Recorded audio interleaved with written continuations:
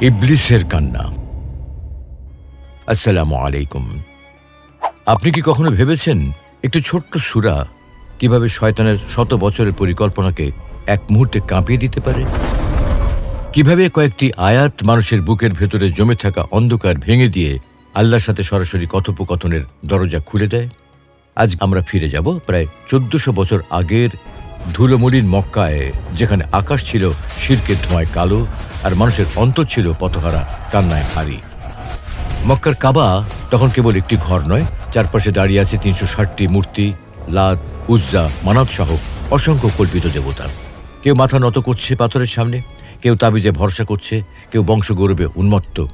তাদের ইবাদত অনেক সময় সিজদা নয়, শীষ, তালি, কেবলই আনুষ্ঠানিকতা।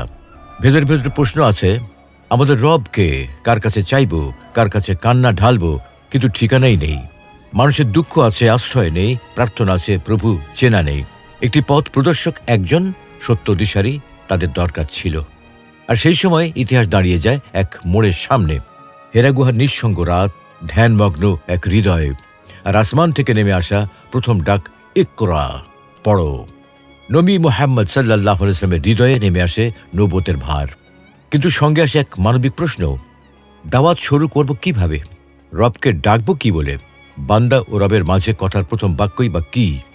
ঠিক এখানেই আসে সেই সূরা যা কেবল পাঠ্য নয়, পথ, কেবল শব্দ নয়, সম্পর্ক। সূরা আল ফাতিহা, কোরআনের দরজা, সালাতের হৃদস্পন্দন, ইমানের মানচিত্র। আর বর্ণনে আসে এক দৃশ্য, ইবলিস, যে সৃষ্টির শুরু থেকে মানুষের রক্তে পাপের বিষ ঢালতে চায়, হঠাৎ আর্তনাদ করে ওঠে। তাবি ইমাম মুজাহিদ রহমতুল্লাহ আলাইহির সূত্রে বর্ণিত এক বক্তব্যে বলা হয়, ইবলিস তার দীর্ঘ জীবনে কয়েকবার গভীর আক্ষেপে কেঁদেছিল। তার মধ্যে একবার ছিল বিশেষ কিছু আয়াত নাজিল হওয়ার মুহূর্তে, যে মুহূর্তে সে বুঝে যায় মানুষের জন্য এমন এক পথ খুলে গেছে যেখানে তার ফাঁদ টিকবে না। কেন এই কান্না? কারণ আল ফাতিহা বান্দাকে শিখিয়ে দেয় আল্লাহর সাথে কথা বলা কেমন।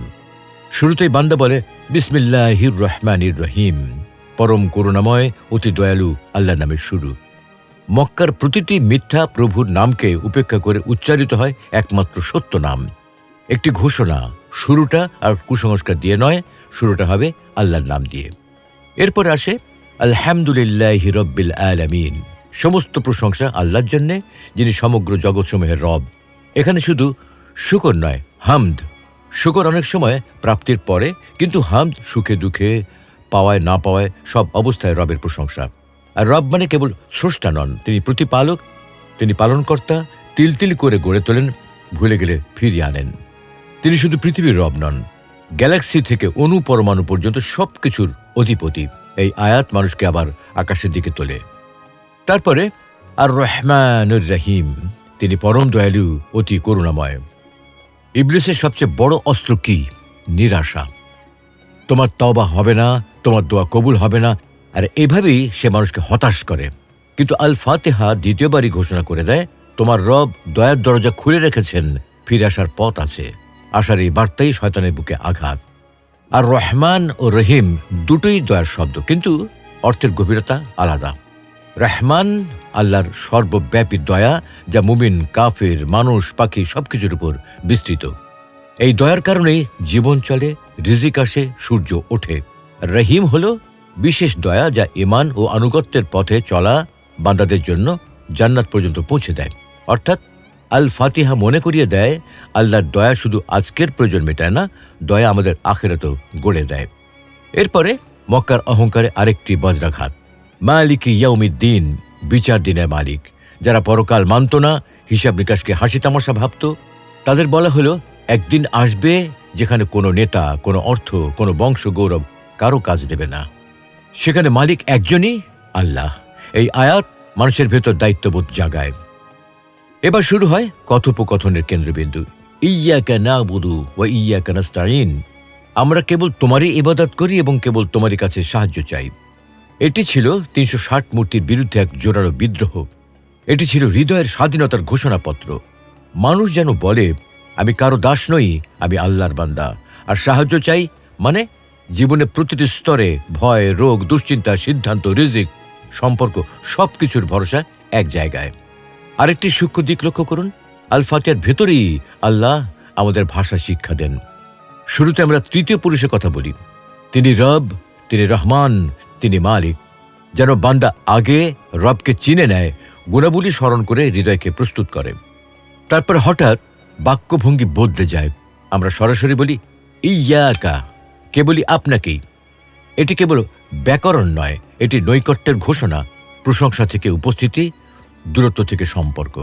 কিন্তু বান্দা শুধু ঘোষণা করেই থামে না, সে পথ চায়। ইহদিনাস সিরাতাল মুস্তাকিম, আমাদের সরল পথ দেখাও। আজকের মানুষ বিভ্রান্তির সমুদ্রে ডুবে আছে, কেউ টাকার পিছনে, কেউ ক্ষমতার নেশায়, কেউ তুলনার বিষে। কিন্তু মুমিন বান্দা আল্লাহর কাছে প্রথমে খ্যাতি চায় না, সে চায় সোজা পথ, যে পথ তাকে আল্লাহর সন্তুষ্টি ও জান্নাতের দিকে নেয়।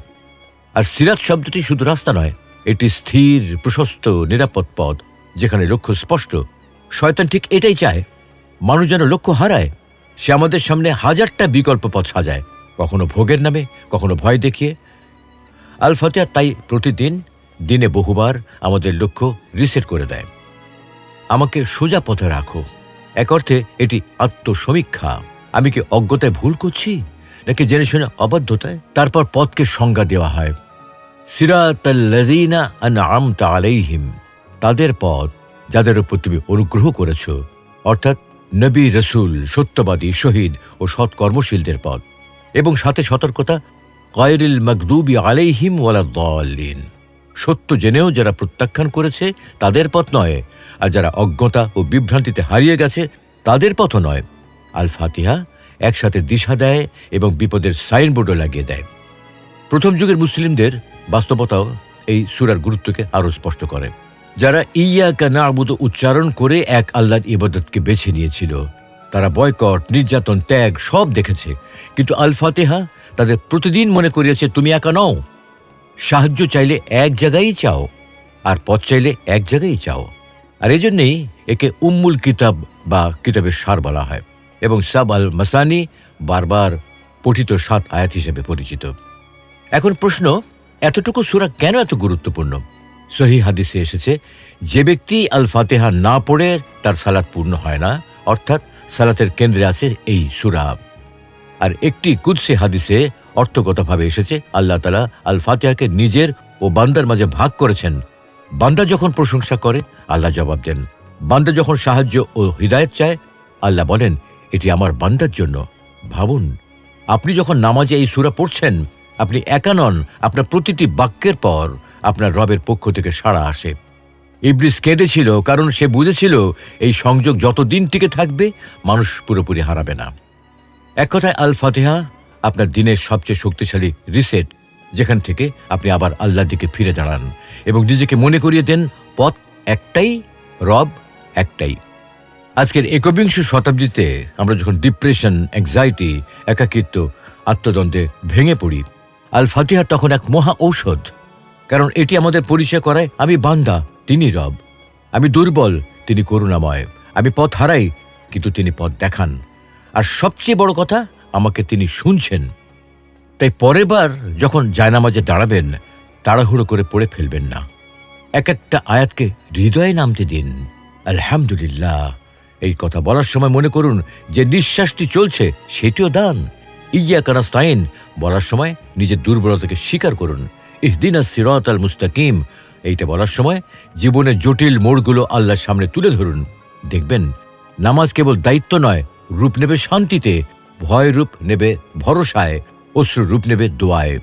তো বন্ধুরা, সূরা আল ফাতিহা কেবল একটি সূরা নয়, এটি আপনার রবের সাথে আপনার গোপন, গভীর, পবিত্র কথোপকথন।